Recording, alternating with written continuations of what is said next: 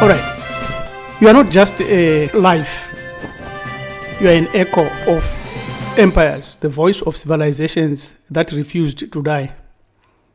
Welcome to our video, Banners of a Legacy That Refuses to Die, a movement for those ready to awaken their identity, claim their ancestral wisdom, and step into the truth of who they are, and really chart their own future. This is more than history. This is sacred recognition. A moment when you see yourself not as the world defines you, but as the living thread of an eternal civilization. For long times, we have lived under the weight of erasure, slavery, colonization, and spiritual destruction. But what if you could rise with purpose, grounded in the strength of those who came before you? Because we are descendants of great people in ancient times. In this video, we explore what it means to carry an unbroken legacy and how our cultural resilience shapes our identity today, tomorrow, and forever, and the power of historical empowerment. Banners of a Legacy That Refuses to Die consist of promotional products that were crafted and created by our scholar Stoye, who went all the way to design the flag of Hamid and introduced a lot of other concepts that we are going to share today. We know that we've got a link of the greatest medical doctors, physicians like Imutepo, priests, goddesses, the mother of humanity, who has been borrowed across all the ages. We know that the Greeks benefited a lot from our ancestors, and this awakening that we are discussing today is part of a larger legacy that is being revived all over the earth. If you have ever felt disconnected from your roots, if you are searching for meaning beyond the surface, then it's time to stop surviving and start remembering. Those who forgot their history got lost, and those who remember their history are heroes.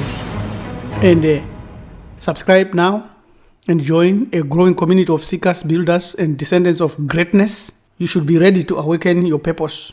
Join us at Bantu Melanini University and become part of the movement that honors the past while building a future that can never be erased again. You can use any of these emails to get in touch with us and stop searching for meaning and discover and start to live. Let's begin with remembering the flag of the enduring empire of Hamid, designed by our scholar Stoye. Tsaini Det Hamid. It has these Mahatic lines, the horizontal lines. The flag's horizontal lines signify the primordial and eternal endurance, mirroring also infinity dimensions and the levels of Unyunyu. More of this information is now going to be shared to you if you are willing to study through our book that is going to be released very shortly, No Masters. That's the title of the book. And these lines also identify infinity dimensions. When you look at the concepts of the banner that were designed by our scholar, you discover that it goes further than what it represents when you look at it superficially, because it has also to be counterbalanced by Ishvet. And all this is occurring in what we know as the all potential with all quantum possibilities. We put in quantum so we are able to quantify for those that cannot capture infinity. These are the waters of Nyunyu, Masai Sai Nyunyu. And they limit everything and they create everything. We also have to look at how we can harness the power to stop Ishvet. Ishvet is far worse than Satan the devil that you have heard. He is far worse than anything else that you have heard.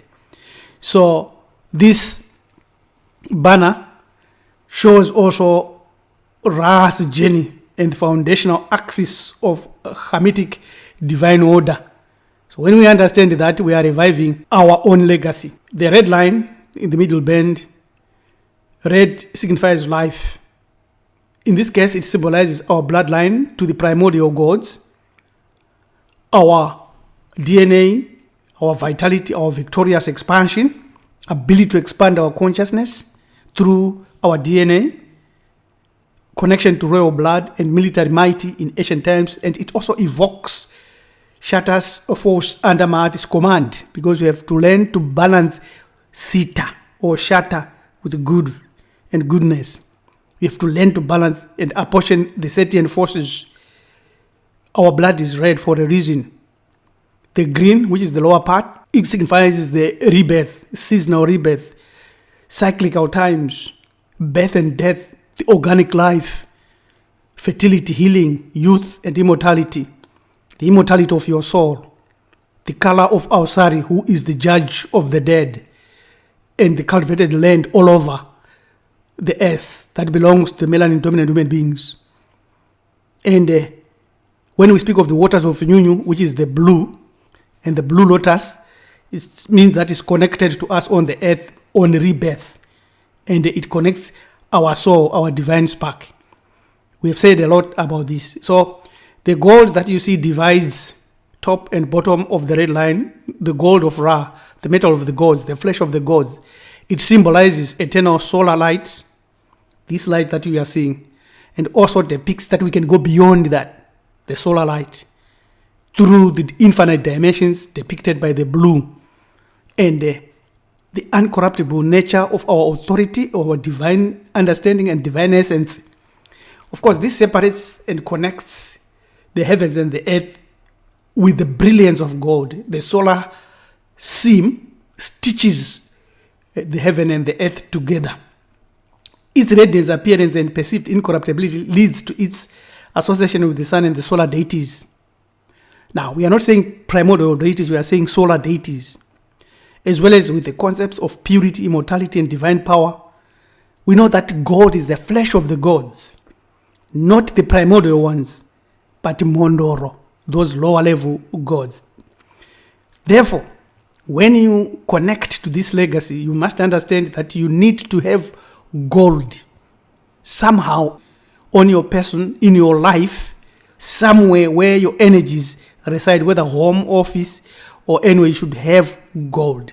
Do you know why they made it illegal for you to own gold? Because it is a reminder, or it is a frequent tuner of your intentions. When you have intentions, it will find the frequency that resonates with what you desire. Of course, good or evil or neutral, it works both ways. So when we look at the other issue, is our natural hair, which is our natural crown. Our kings and experts wore headdresses to identify their role. Kingship and warriors, they did that for ritual purposes. That's why they do not really love our dreadlocks, because they depict the cobra, and the banners are the cobras on our chest, on our foreheads, upon our kings' crowns.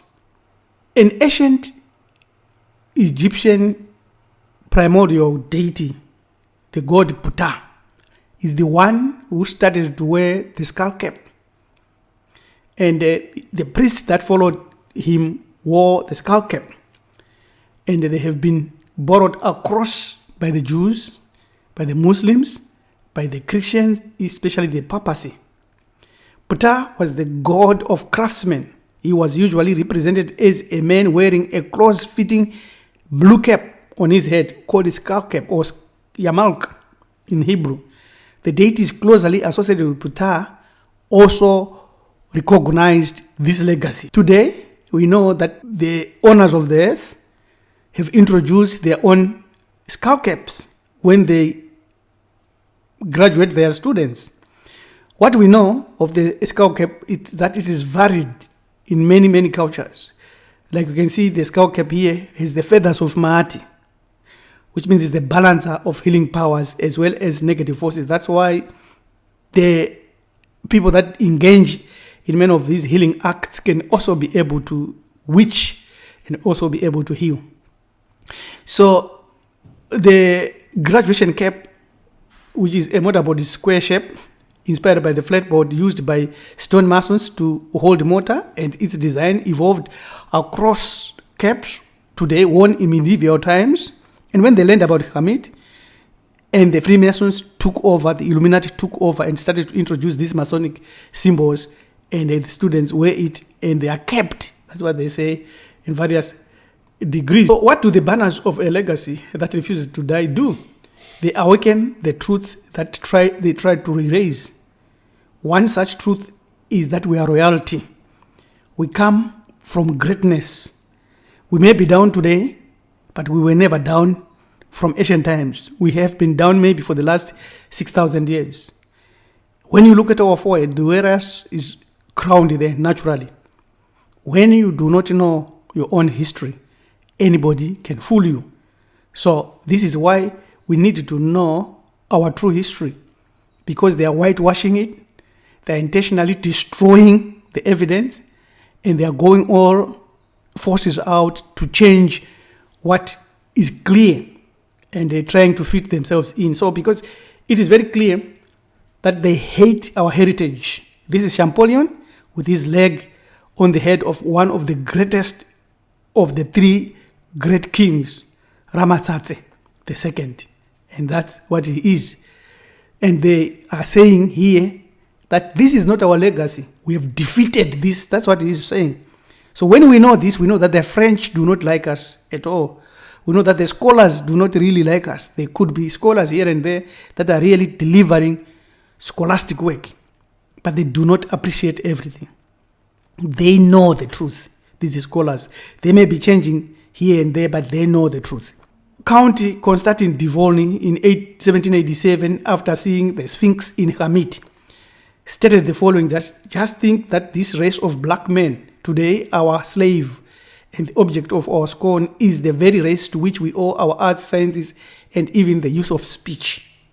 So it's very clear that they know what they are doing. So when you join us at Bantu Mellon University, online university, you confront a profound truth that contemporary academia has been systematically divested of its authentic erudition, the kind that ignites existential awareness and awakening, and it today fails to cultivate sovereign consciousness, but capture trapped consciousness. Almost all worldwide institutions now peddle vacuous abstractions and reductive dogmas, conferring parchment accolades devoid of transformative substance. This is what is happening. So we need a radical contradiction, which we inaugurated at Bantu Melanin University with a spirit of Ma'ati balancing its fate. That's all this world needs. Ma'ati must balance its fate, so that any studies that you do, whether it's sacred science, whether it's education, entertainment, and darkening arts, enlightening arts, they all lead to a holistic nest, a divine awakening of your divine spark. Because true teaching is not an accumulation of knowledge. It is an awakening of consciousness which goes through successive stages. This Hamitic proverb. So the banners of a legacy that refuses to die is clearly for you.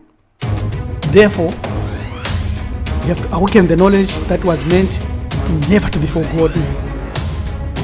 At Bantu Melanin University, we train each other and we train you to apply the history left out in mainstream education. After that, you will be able to find it easy to craft, create, and recreate your future and to see what is forthcoming. You will rediscover lost civilizations. You will learn from ancestral wisdom. You will build identity with purpose. And you will join a global movement of cultural revivalists. And the recognition of an enduring sacred empire has its benefits. You need to learn these benefits more. Thank you for subscribing, for liking our videos, for commenting, and for taking us thus far. If you are interested in more of these messages, you're welcome to send us an email on any of these emails, and we will respond. And if you don't respond, please do get in touch with us by sharing a comment, because we go through all the comments.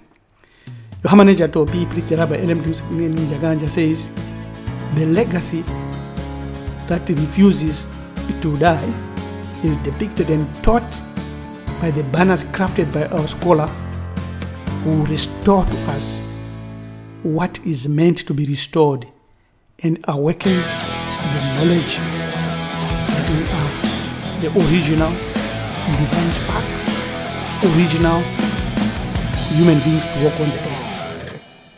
Amen. Amen. Amen. Ra.